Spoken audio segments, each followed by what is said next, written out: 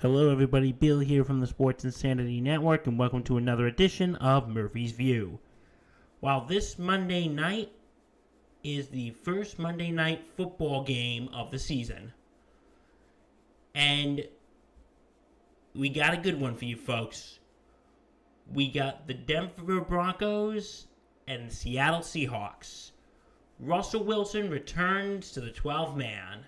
So let's dive right into this, shall we? So, like I said, the Denver Broncos, Russell Wilson returns to Seattle. His record with the Seahawks was 104 wins, 53 losses, one tie, 3,079 completions, with 4,735 attempts with a 65 percentage rate.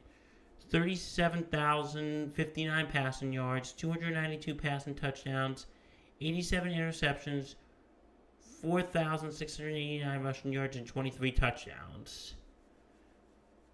That was Russell Wilson's number when he was with his former team, the Seattle Seahawks. And the other additions besides Wilson, you got DJ Jones, who was signed from the San Francisco 49ers with 126 tackles, 7 sacks, 3 forced fumbles, and 3 pass deflections. Linebacker Nick Bonito from Oklahoma with 39 total tackles, 7 sacks. Randy Gregory, outside linebacker from the Dallas Cowboys, 85 tackles, 16.5 sacks, 8 forced fumbles, 2 fumble recoveries, 1 interception. And tight end Greg Dulcich from UCLA with 42 receptions, 725 receiving yards, and 5 touchdowns. And, how I mentioned Russell Wilson earlier, the Denver Broncos have a new head coach, that being Nathaniel Hackett, nicknamed by the NFL the quarterback whisperer, with his work with Blake Bortles when he was in Jacksonville, and his work last year, or not last year, 2 years ago, with the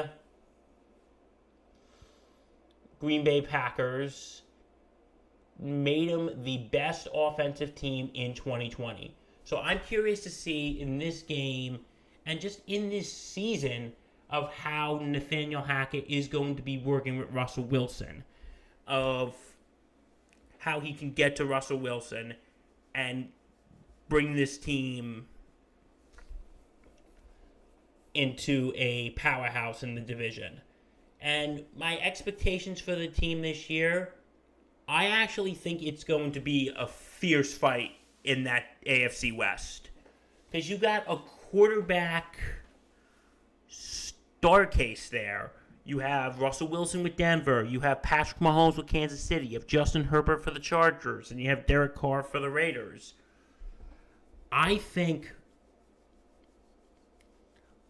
Denver is either going to win the division or finish second and get the wild card. Because that's going to be a beast team in that division. Because, like I said, that division is already scary enough. But I think Denver can do very well. My second team, the second team in this game, who's playing is Russell Wilson's former team, the Seattle Seahawks. I'm going to say this. The Seattle Seahawks are currently just digging their own grave. They really are. Excuse me. They're digging their own grave. First, it started when they traded Russell Wilson last year for Drew Lock, who we'll talk about in a second, and other things, and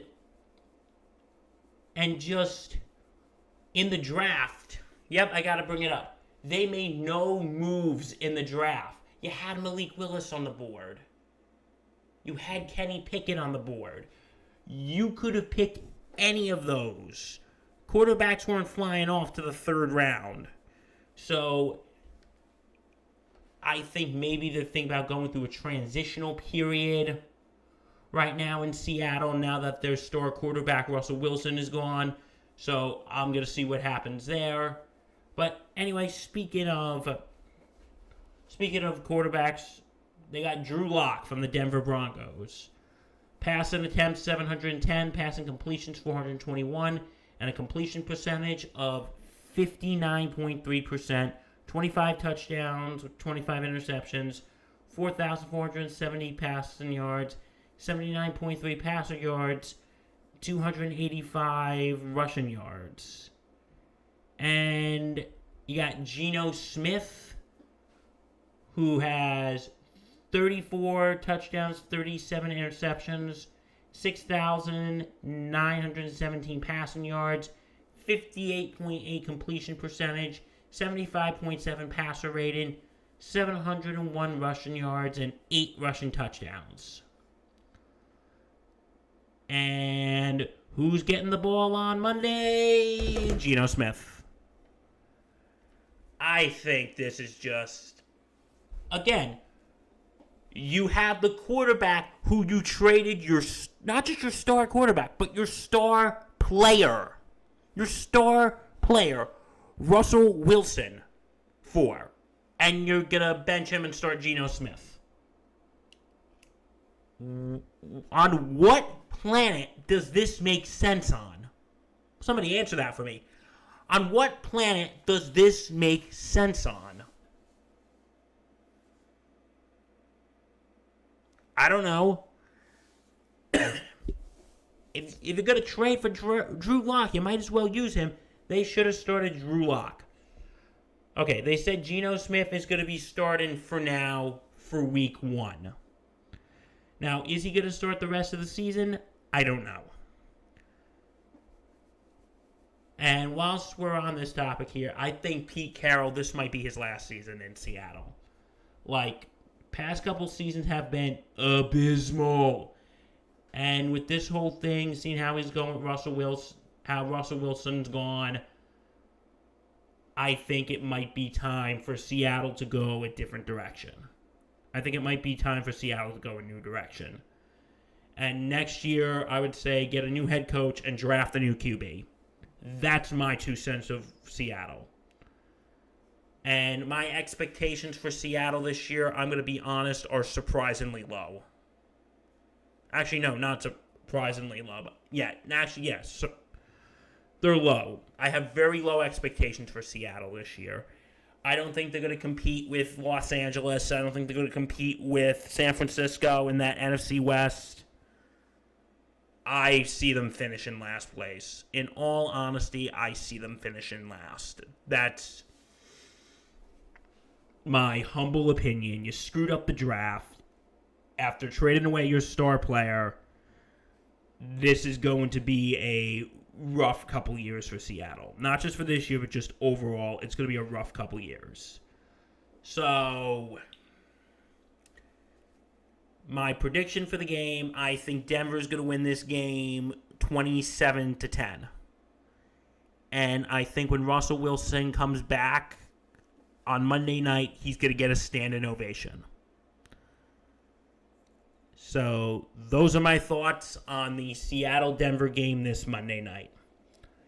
If you like what you see here, and why wouldn't you, because this content is amazing, go to www.sportsinsanitynetwork.com, check out our blogs, our podcast, our bios, and like, comment, subscribe, and hit that bell on our YouTube channel.